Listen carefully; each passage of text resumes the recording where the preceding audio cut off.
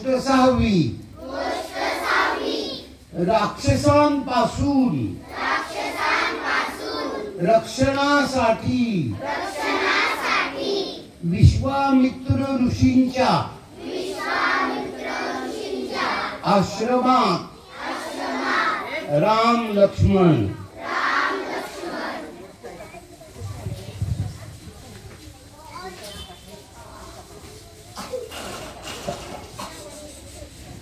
आता श्रीराम म्हणायचे बरं का.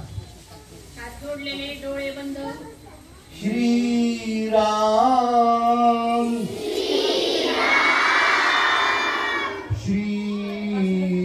श्रीराम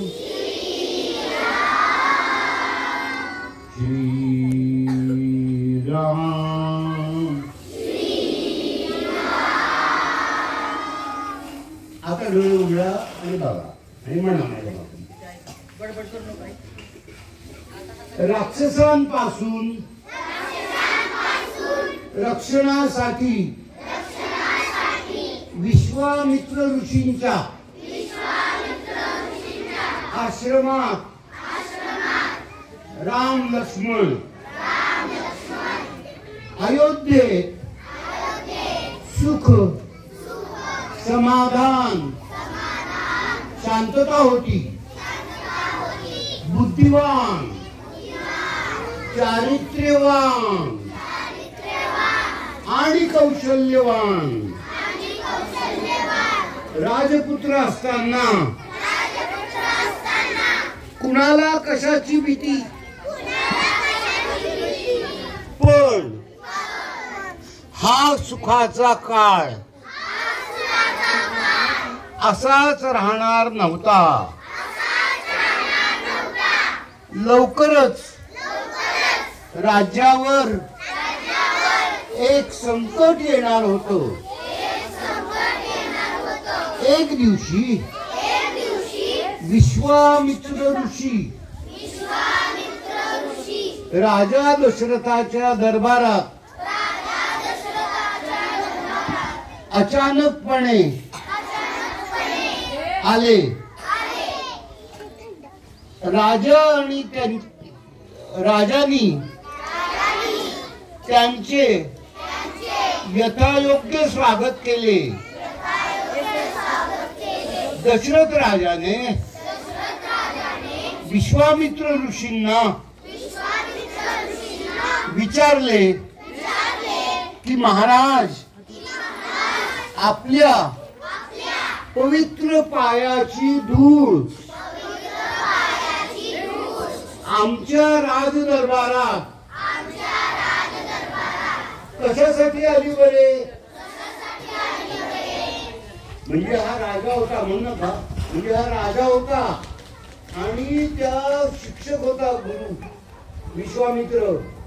त्याला आदर देत होता की तुझ्या पायाची धूळ माझ्या घराला कशी लागली. राजा असून इतका विनम्र होता. विश्वामित्र ऋषी म्हणाले, हे राजाधिराज, राक्षसांनी आमचे आयुष्य उद्ध्वस्त करून टाकले आहे, असह्य करून टाकलेले आहे. आमचा ज्ञानयज्ञ निर्णायक टप्प्यावर आला की ही दुष्ट माणसे मोडतोड करतात, आरडाओरडा करतात, गोंधळ घालतात, राडा करतात. राक्षस आमचा यज्ञ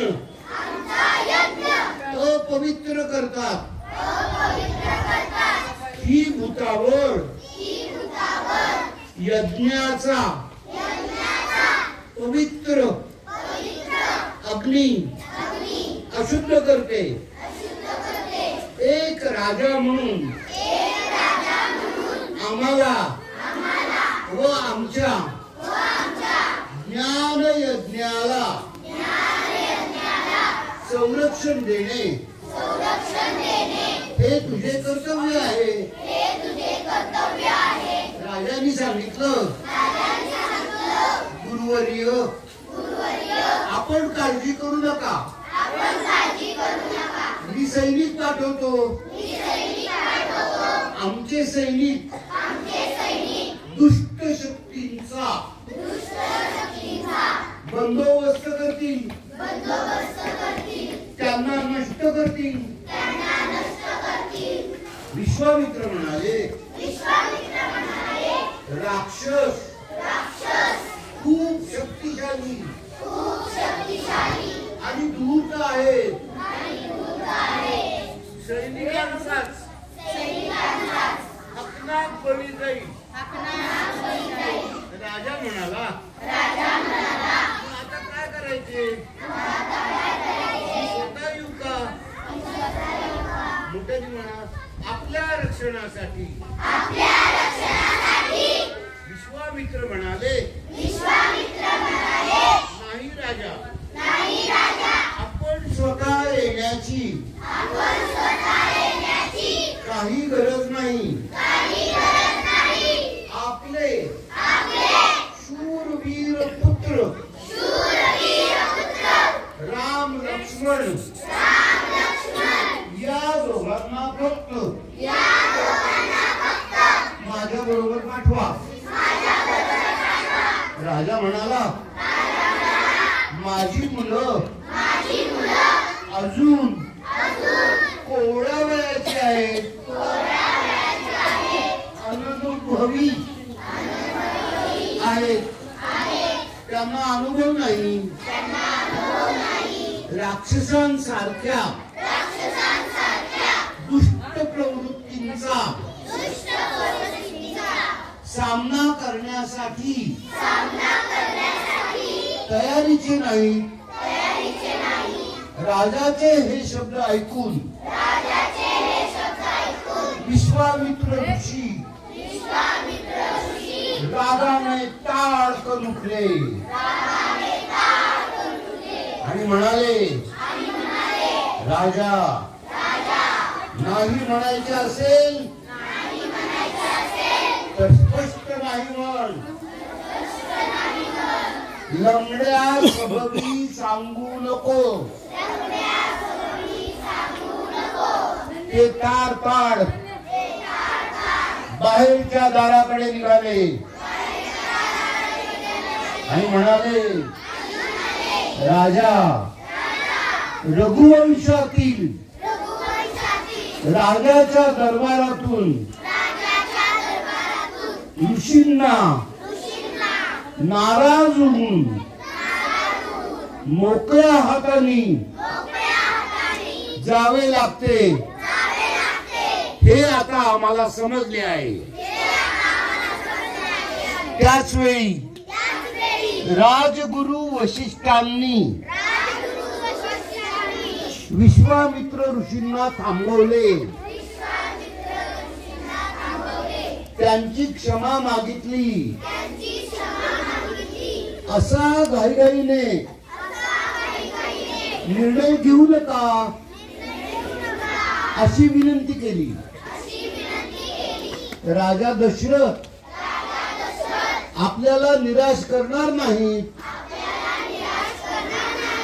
अशी ग्वाही दिली. राजगुरु वशिष्ठांनी राजाला समजावले, मुलांच्या प्रेमापोटी आपण दुर्बल कमकुवत होऊ नका. त्याने आपली बदनामी होईल. राम लक्ष्मण यांना विश्वामित्र ऋषींच्या बरोबर जाऊ द्या. सर्व तरुण मुलांना जीवनाच्या खऱ्या परीक्षेतून जावेच लागेल. आता हे दोघे तरुण किती तयारीचे झाले आहेत हे दाखवून देण्याची त्यांना संधी द्या. राजा दशरथाला त्याची चूक समजली. त्यांनी विश्वामित्रांना सांगितले, हे महर्षी मला माफ करा. आजपासून माझी मुलं आपल्या सेवेला हजर आहेत. त्यांना तुम्ही आपल्या सोबत अवश्य घेऊन जा. आणि मग राक्षसांपासून रक्षणासाठी विश्वामित्र ऋषींच्या आश्रमात जायला राम लक्ष्मण निघाले. प्रभू श्री रामचंद्र की जय. प्रभू श्री रामचंद्र की. प्रभू श्री रामचंद्र की.